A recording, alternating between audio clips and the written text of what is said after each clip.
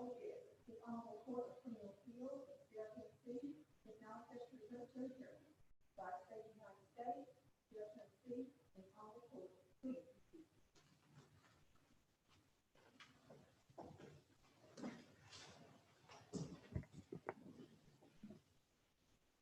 morning and welcome to the second day of the July session of the Tennessee Court of Criminal Appeals. Can everybody hear me okay? All right, I'm going to try to speak with my mask appropriately situated on my face. Given the COVID-19 pandemic in the country, this court is operating under a little bit different circumstances. As you all know, we are being, taped. We have a little bit of different procedures. So the parties in the case, you have the option to sit or stand. It's your choice. I want to take a little bit of a personal privilege before we begin today and acknowledge that during these times, during the pandemic, our court, under the leadership of our presiding judge, John Everett Williams, has done an exceptional job of ensuring accessibility and transparency of the Tennessee Court of Criminal Appeals. And I just want to take this opportunity publicly to thank him for that. Without his leadership, I don't know if we would be having the YouTube live video Zooming at this point, or the in-person or the opportunity to be heard at this point. So I think that speaks volumes for this court and the leadership of this court. I also would like to take the opportunity to thank the clerk's office. We have exceptional employees in the clerk's office. Ms. Mia, we want to thank you. We also want to thank Jim Hibner for all the work that you've done to ensure that we have the opportunity to conduct business as a Court of Criminal Appeals. With that said, I want to go ahead and introduce the panel to the court today. To my left and your right is Judge Ross Dyer from Shelby County. And as I mentioned before, to my right and your left is our presiding judge, John Everett Williams, who is from Huntington. And my name is Camille McMullen, and I am also from Shelby County, Tennessee. Madam Clerk, do we have any preliminary matters? You may call the first case. Please let me know if you want to reserve any rebuttal time, counsel, and I'll do my best to I think I'm keep going up to with take that. this off while I talk, if that's okay. That's fine. Good morning. May it please the court, my name is Louis Jenkins, and I represent Amanda Jones. I'd like to reserve 5 minutes for this time. Normally, when I come to the appellate court, I don't feel like I'm making the same argument that I made to the jury first time. It's a different context, and it's a different situation, and it's a different standard. But as you can tell by the brief that is submitted in this case, one argument that I felt was appropriate to raise after going through this case is that the evidence in this case simply did not meet the beyond reasonable doubt standard. It's a tough call, and I recognize that I'm asking this court to review something that's important at a pretty high level. But the fact is that perhaps this is the case, just like the case that I cited there, the State versus Dawson case, where sometimes the jury makes a mistake. It's not a mistake within the boundaries of what ought to be expected. In this case, my client, Ms. Jones, was walking down the street on November 5, 2014 in Irisburg when she was approached by a man who she didn't. At that time, she was running a secondhand store with her husband in Irisburg, and they sold things to this gentleman who approached her in this vehicle on the street. And they, he owed her money. And there's a transaction, and of course, the next piece of that is that I can't overlook, and you wouldn't let me anyway, even if I tried to, is that there's a video of this transaction, whatever it was. Ms. Jones said it was him, Mr. Cole, paying her back the money that she owed him, that he owed her. And Mr. Cole said that it was Ms. Jones making a transaction where she was selling him, a drug, which is basically equivalent of a tainted drug. And so, that's the situation. When we put it in context, I think the state simply failed to meet the burden in this case. Why? Because the court has a video that was entered in evidence. You can very well. Speaking of the video, I'm sure you've read the state's brief. Yes. Where is the video? It was introduced in evidence at the trial. It's not in the record. It isn't. I thought it was in the record. Okay. I believe, did the state not note that the video was missing? Okay. In the state's brief, they mentioned that this issue is waived because the video is absent from the record. Well, I believe that, so that would be a problem. Yes, sir. It's not in there, but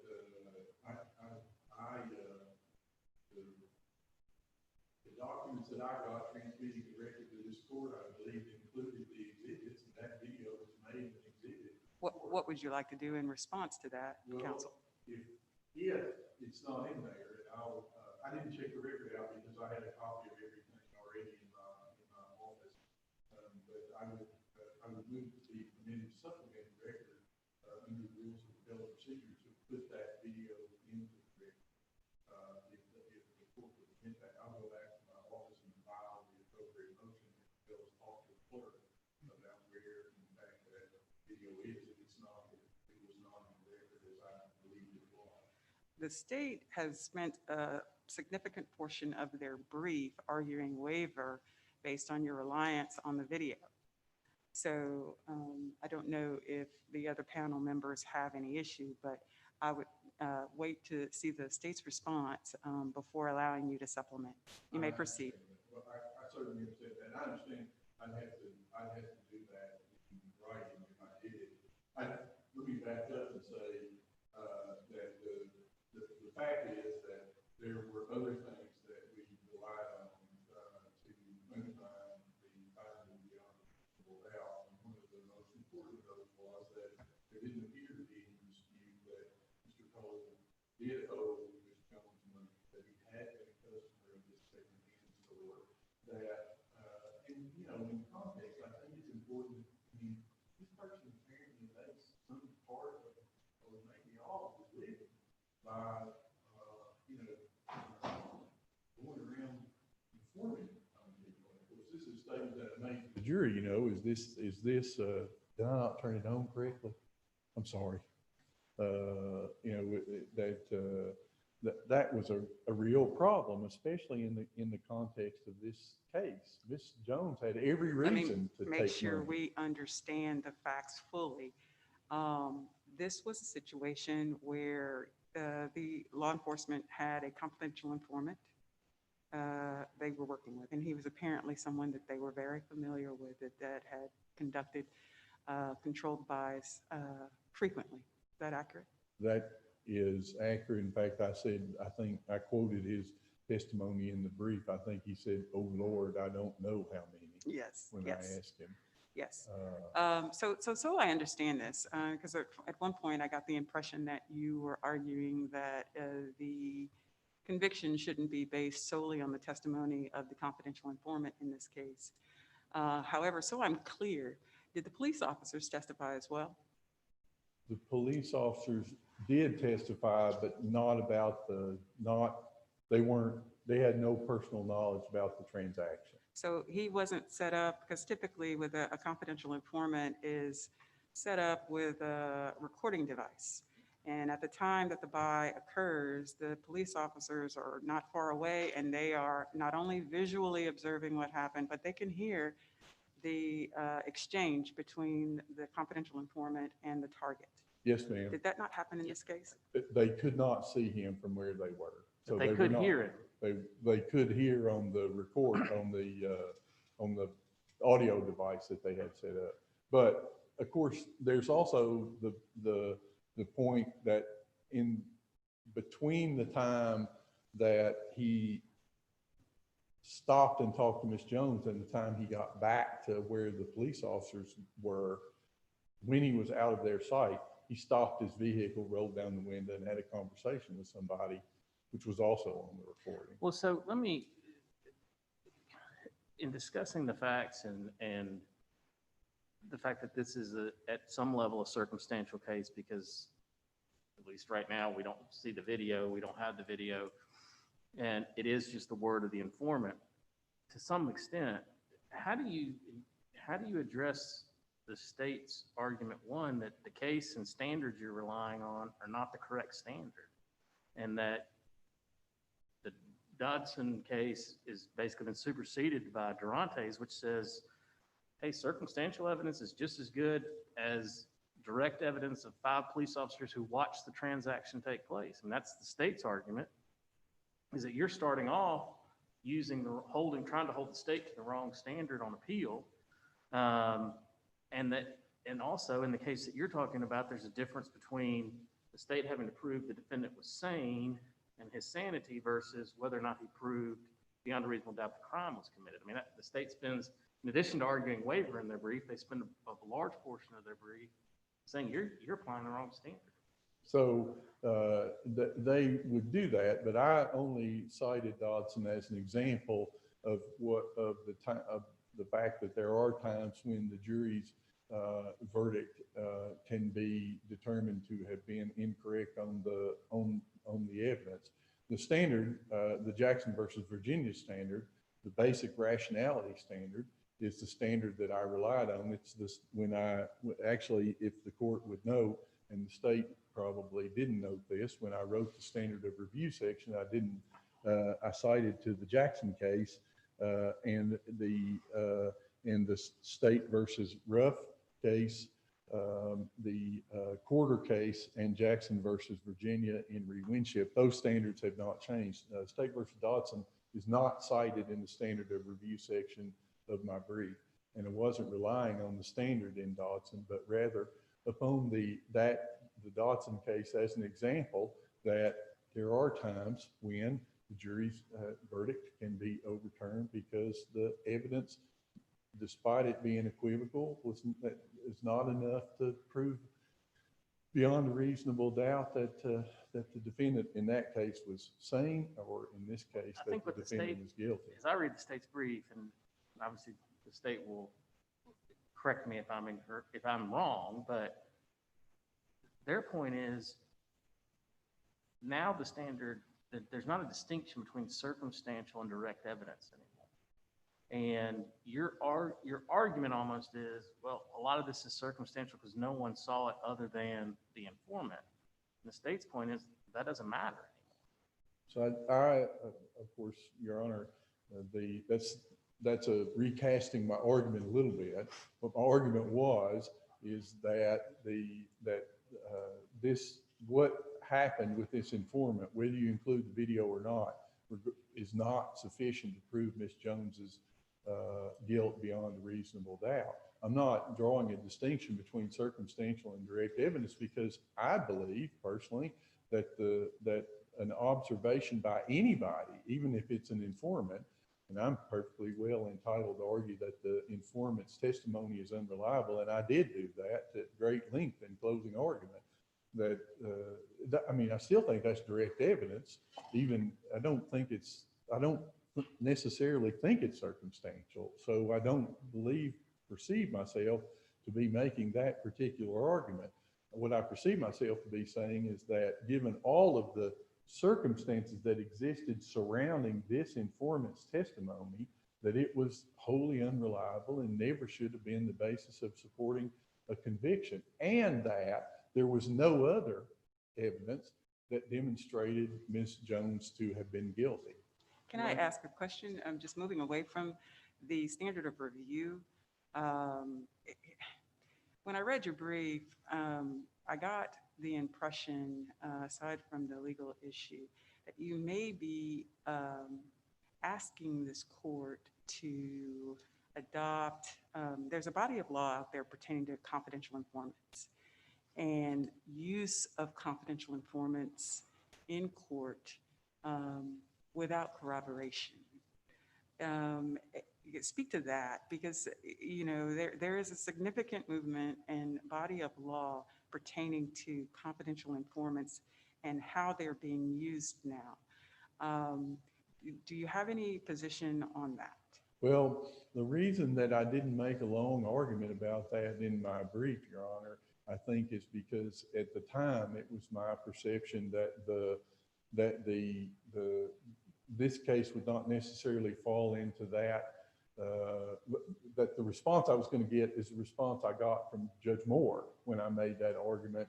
I think the transcript of the motion for new trial will reflect that I talked about that, and the trial judge simply stated that video was enough corroboration to get past that argument. And I suppose that I understand that, but what I had more been looking at was that this person who, he admitted that he was dishonest because he admitted in cross-examination that he never reported any of the income, the thousands of dollars of income that he'd received from the state of Tennessee in serving as a confidential informant. And so when you have somebody who's admitted that they're dishonest in their dealings with the government, when you take the equivocal nature of what the video evidence was, which you'll see if I'm permitted to supplement that, and given the pre-existing relationship between Mr. Cole and Ms. Jones, in which it was undisputed that he owed her this money, that all of that taken together didn't meet the Jackson versus Virginia test for rationality and wasn't enough to prove Ms. Jones guilty beyond a reasonable doubt. So you're anchoring your argument entirely on Jackson v. Virginia. I just need to understand that. Yes, because ma'am. you understand that credibility, well, you've been doing this long enough to know that the jury makes those determinations, not this court. So that is why I'm asking you to enlighten us a little bit more on your argument. So the argument, as I've tried to structure it in the best way that I can articulate it, is what I just said to you. I am anchoring it on that rationality prong of Jackson versus Virginia, because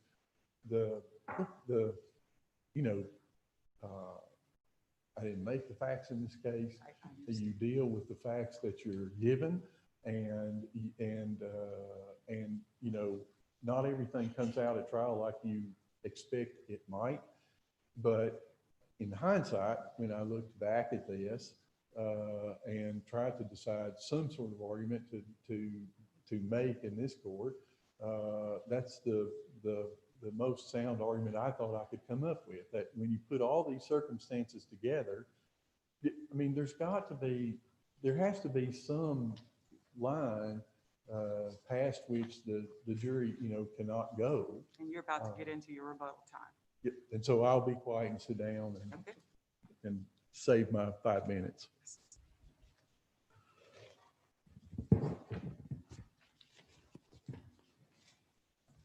May it please the court, Samantha Simpson on behalf of the state. Good morning, your honors. This court should affirm the defendant's conviction for sale of a Schedule II controlled substance because the jury viewed all the testimony in this case. The jury heard the defendant's testimony, the jury heard Mr. Cole's testimony, and the jury, as was its prerogative, weighed the credibility of those witnesses. And by its guilty verdict, the jury clearly evaluated the credibility of Mr. Cole and found his testimony to be credible, despite the impeachment of his possible bias because of his admission that he was a professional informant. I mean, the state's not going to come and try to argue otherwise. This individual is a professional informant. And I'm saying that we see his name over and over and over again, or I have anyway, in the briefs. So that being said, I understand your argument, and that's why I was asking counsel to kind of give us a little bit more law and position on criminal informants. But I understand your argument. I think we all understand the law. What I would like to hear from the state is whether the law allows you to waive the issue of the sufficiency. Your Honor, I would like to clarify on this point. The state is not arguing that the defendant waived the sufficiency argument as a whole. The state is limiting this argument to the defendant's claim that the video does not depict the hand-to-hand transaction as a part of her argument that the evidence was insufficient.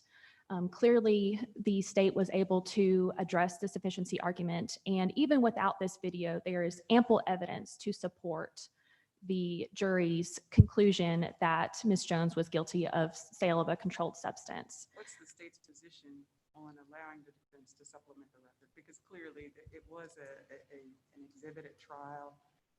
For whatever reason, we don't have it. What's your position? Your Honor, the state would not oppose that motion. Let me, if I can, follow up. Would the state then want time to review the video and supplement its brief upon reviewing the video, or not supplement? You may say we don't need to, but if we put down an order ordering the record supplemented, does the state want time to be able to supplement its brief? Yes, Your Honor, the state would prefer to supplement the brief. Additionally, Your Honors, in addition to the defendant's argument as to the video, the defendant largely relies on a case, State versus Dodson, which Judge McMillan, you have discussed with the defendant. And the state's argument is that Dodson is simply inapplicable in this case. As Your Honor noted, it was decided prior to State versus Durantes, which changed the sufficiency standard of review. Additionally, the facts are completely different to the facts in this case. At issue in Dodson was the jury's conclusion that the defendant did not have, that he was insane when he committed the crime. And here we're not dealing with the issue of mens rea or not guilty by reason of insanity. We're dealing with sufficiency of a conviction. So the facts are simply inapplicable. Further, in State versus Montgomery, which was decided in 2019 by this court concluded that the defendant's conviction for sale and delivery of heroin was sufficient because the jury credited the testimony of a confidential informant despite that informant's criminal history. Again, it is the jury's role as a fact finder to evaluate the credibility of the testimony of witnesses. And on appeal, this court should view the facts in the light most favorable to the state. Additionally, in State versus Woods, this court again found that evidence of drug offenses was sufficient based on the testimony of the confidential informant in recordings of the drug buys.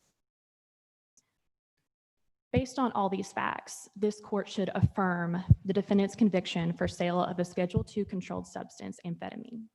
Unless this court has any further questions. Thank you. Thank you, counsel. You have your remaining 4 minutes or 5 minutes. Thank you.